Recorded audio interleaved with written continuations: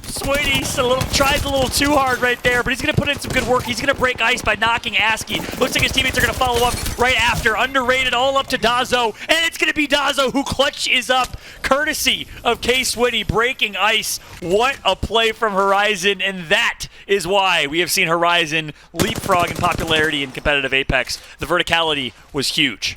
Very huge. Great plays by them. And they're going to end up getting those kill points. So each kill... And RG, who's going to come out on top as we see the Gibraltar defensive bombardment go down? We've got high ground versus low ground here, and are we going to have a classic heal-off, or are we going to see one of the teams opt to try and drop on this fight?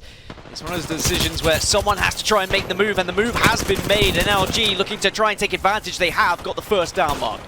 Yeah, and they almost went for the finisher as well. Maybe thinking about an armor swap, maybe just thinking to punish the player for trying to dare to push onto NRG as they sweep in to clean. He's been doing it for a long time, back when they were rocking Wraith, Watson, and Pathfinder when Strafey was on the team. Here comes the ultimates from Gibraltar. It all comes down to this final fight. It looks like teams are targeting Cooler. They know that Cooler is on top of the throne, and they want to dethrone them. And that makes sense, because you know what, 303 you're not as worried about right now. Cooler, if you can get them down, you definitely set yourself up to take the lead and advantage over them. And the PK coming out strong and fast. Yuki, though, just holding his ground. He's the Caustic. He threw that gas out, and so they know they can't really push through it easily, and that's just going to buy them some time. And time is what everyone needs. They say it's the most valuable resource in the world, Fallout, and right now it is proving to be the case. They're 303 dead before they can even get into the dome, but now no one still wants to push this.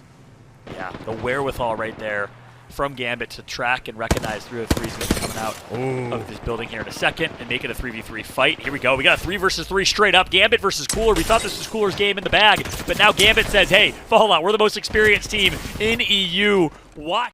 And that bullet could be a game-winning bullet, or at least a team-fight-winning bullet if he manages to hit it. Nocturnal still somehow alive, popping those shield cells with that gold armor that you were speaking of earlier, and somehow he's managed to get his way into the top 6. How much further can this man go?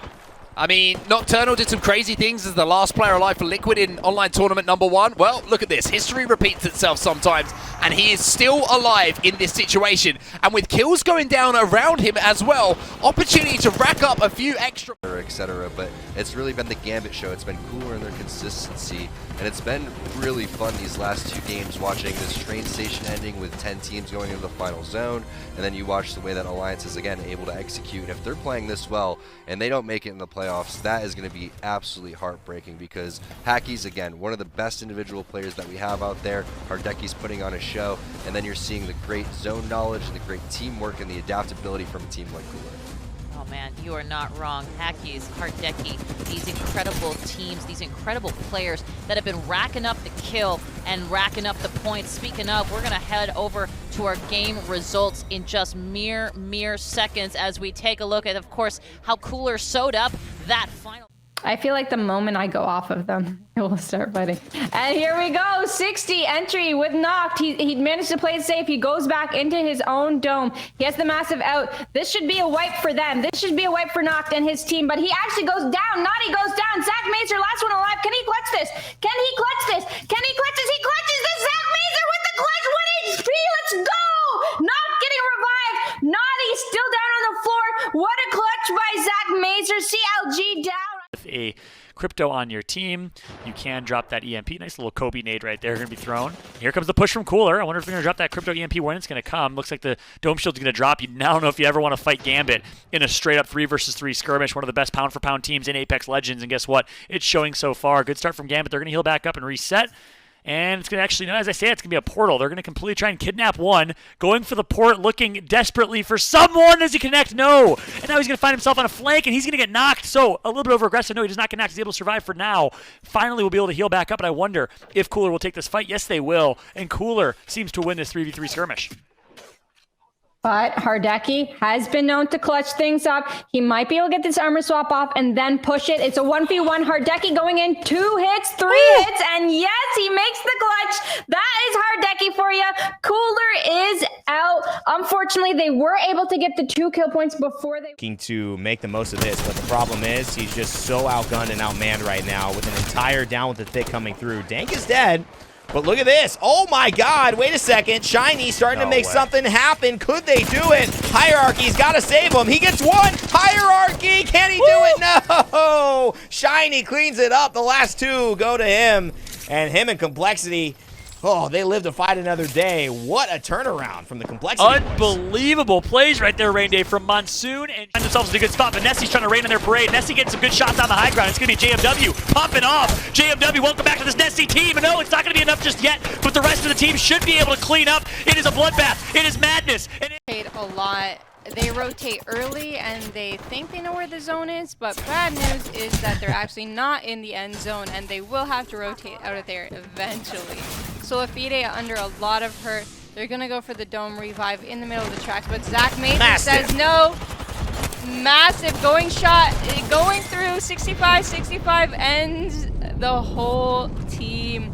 SF is out and KSC gets that better end of this. Not going to get any benefits when they land. They are going to be at a disadvantage for sure. So low ground could have an option here to survive, but not survive these headshots. 110 and then 15. Oh, if that isn't the massive, I don't know what is. Unlucky. RNG not on the side of Galatrix. Post kill cleans him up, and Cooler still alive and well.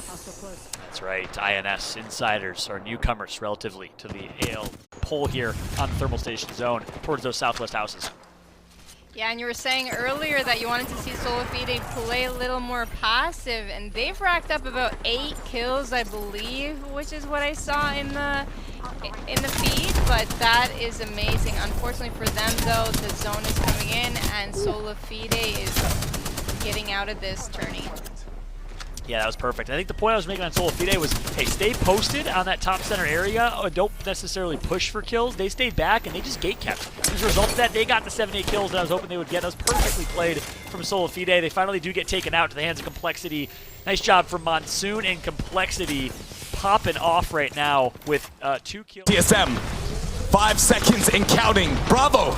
Let's do this. Here we go. This could be it. 2 teams on match point here. MVP pushing in. Can they get this first knock? Doesn't come in. Roz has to stay alive. Very low HP for the Wraith. Very early iframe, so that's going to be a big setback there, but MVP is not the one we're worried about. Is they're just a setback here for TSM. Who is going to do it? TSM are your champions. It took them a while to get to match point, but in the end, they win back-to-back Apex Legends tournaments. Your X Games winners and your winners of the Apex Legends preseason Invitational. He is going to be wiped, so Dazzo will get the final kill onto that, but here comes this circle closing in. This is going to be absolute carnage now on set. Gibraltar, defensive bombardment going in as well. Hardeki did manage to get back to his feet as well, so he's going to be able to use the abilities of the Horizon as well. And here's the EVA 8 that caused so many problems for the teams in the previous lobby. Not quite as effective this time, and they're going to have to avoid that defensive bombardment in reply, and Hardeki wasn't able to do so. So right now, Gambit Esports in a spot of bother. Artico, the last player alive, trying to maybe get some KP on the board.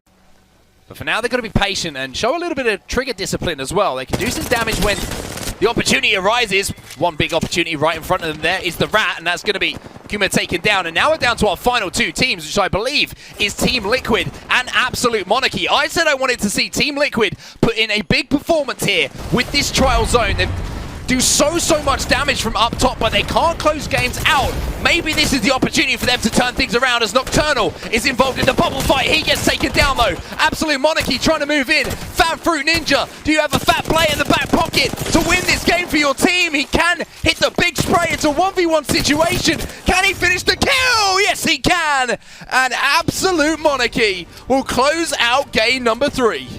I think they would have been disappointed if they didn't close that game out, considering they put the position they were in. Liquid knew they had to push straight away because we saw the Gibby bombardment come through. They had no way to defend themselves, so they had to just get... Walk me through CLG's domination here.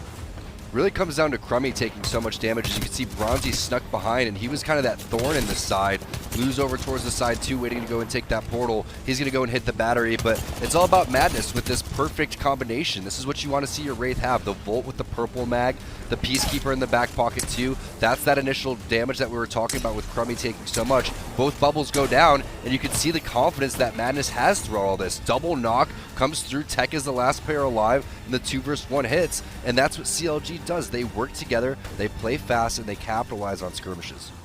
Absolutely, and if there's one thing that we have seen here is that obviously we've got some standout players. 5 squads remaining. Zone's going to be closing here.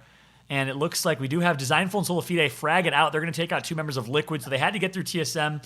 They had to get through Team Liquid, and they're going to get through both. And Albert Lovely is going to be the final one to get taken out from Frex's here. Looks like all 3 members of Team Liquid out of this one, and now MST currently holding high ground over Solifide, I believe it was.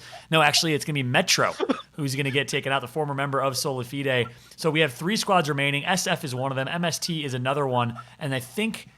currently, Solifide going to get knocked by Frex's. Watched it unfold right before us, but Fallout. I mean, just bringing me through your eyes, your highlights. Disgusting. It was absolutely disgusting what we saw Hardeki do here. He has no HP and the wherewithal to quickly drop his Q. Take a look here. You'll see him in a moment. He drops his Q to get verticality while getting literally bombarded on by missiles from the sky, gets through the port and then ends up taking out 3.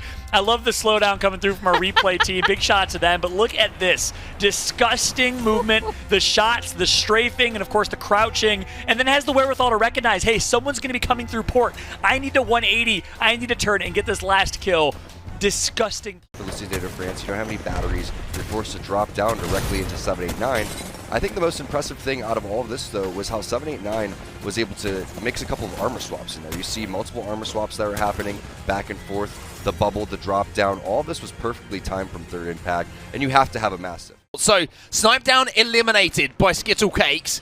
How doesn't look like he has any meds to play with as well, and he decides that, you know what, time to get aggressive. Let's see if we can get a pick here. Even without his shields, he goes down as well. Reps has to be the savior here for TSM in what has been an incredibly frustrating day for them. Yeah, Reps has got a lot to do, and he's coming up against a lot of caustic gas as well. Manages to crack the shields, but, well, can he do it with the Vault? He's not got much ammo to work with. Does have an R301, will just run straight into the bullets, and bye-bye TSM. It's another disappointing game. They absolutely need to. Monsoon decides to take back.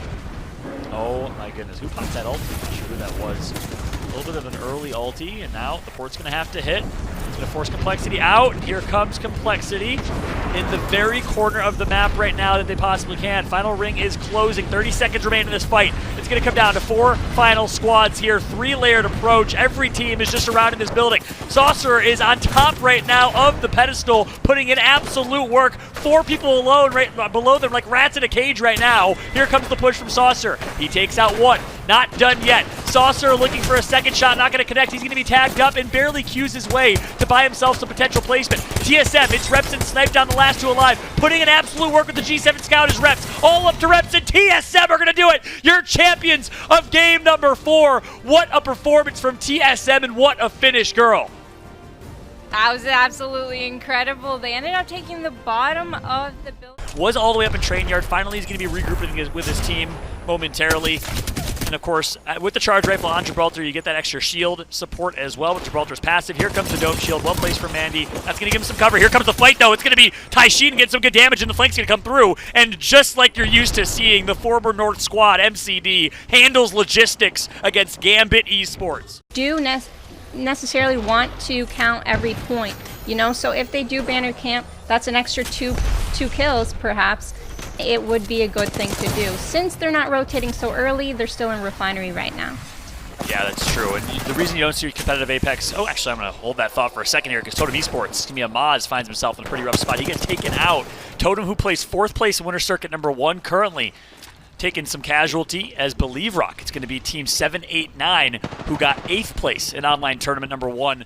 Here. We'll find that out after the game, because guess what? We got to close this one out here. Flavor of the Month finds himself in a skirmish against Blasts and Endeavor. Endeavor, coached by the EMEF, a team that has been looking very solid in this tournament with some good showings in Games 1, maybe Game 6 here as well. Flavor of the Month in 1v1 Dome Shield, stray fight, and in the end it will be Bryn and Endeavor, who are the kill leaders with 4 kills, and they get the upper hand against Flavor of the Month girl.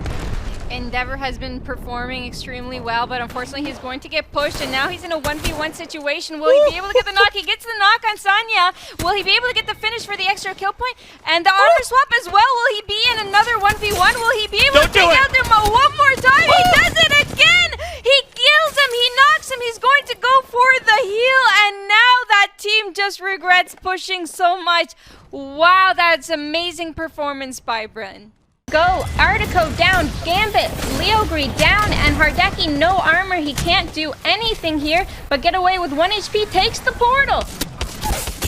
And he's going to take that portal right to a T, puts in work. Oh my goodness! Hardeki just went huge. He just pushed 3 members of T-Rex, caught them off guard, and was able to take out every single one of them in the 1v2.